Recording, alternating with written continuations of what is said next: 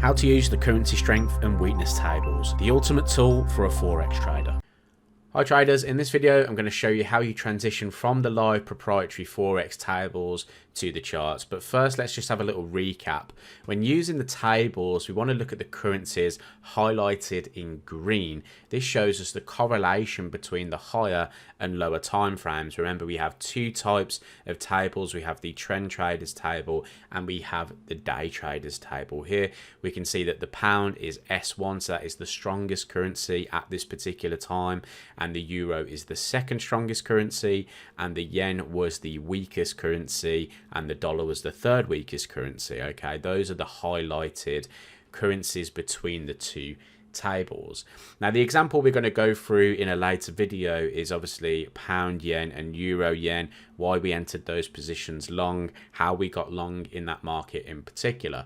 But in this video, I'm going to show you what conditions need to be met in order for us to go and look for positions within this particular market. Now, you may look at this and you may think that we've got euro US dollar here, pound US dollar here as well.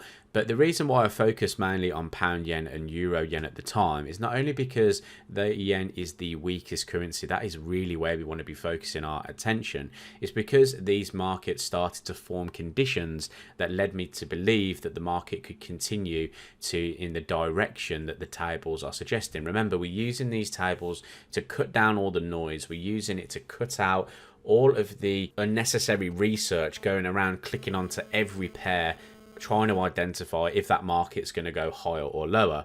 We can clearly see from the tables that pound yen is the one to watch, and also euro yen is the one to watch. So it's cut down our time massively and saved us the effort of having to go through and being a little bit laborious going through those and recycling through those charts.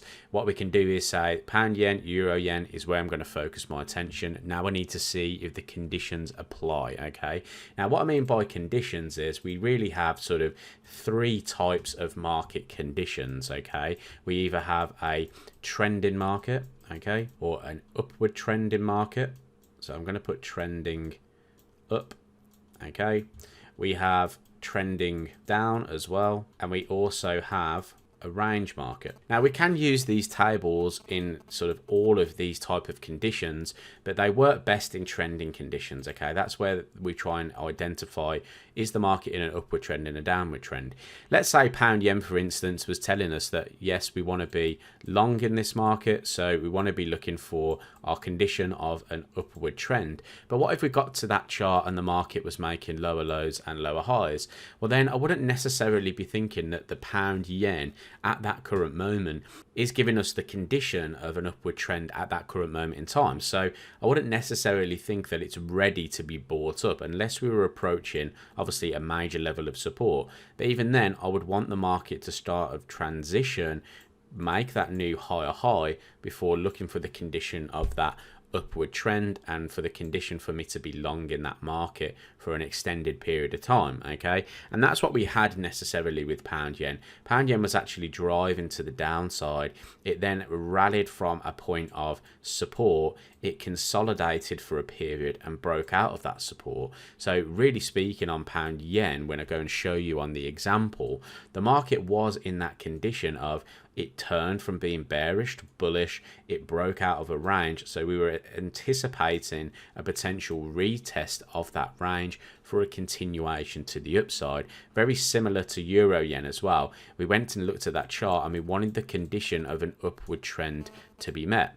The difference between euro dollar and pound US dollar at the time was the fact that these markets were actually a little bit range bound, so we didn't end up kind of going with these moves in here because they didn't really meet the condition of being in a bullish trend at that time. It was really focusing on the momentum on pound yen, and it was focusing on the momentum on euro yen. Okay, so just to recap, we use our tables to identify the key forex pairs to watch. We then need to transition that into conditions. What is the market doing? Does the conditions match what the tables are telling us? If it does, then we need to look for actionable opportunities in the market, and that's what I'm going to show you in the next video.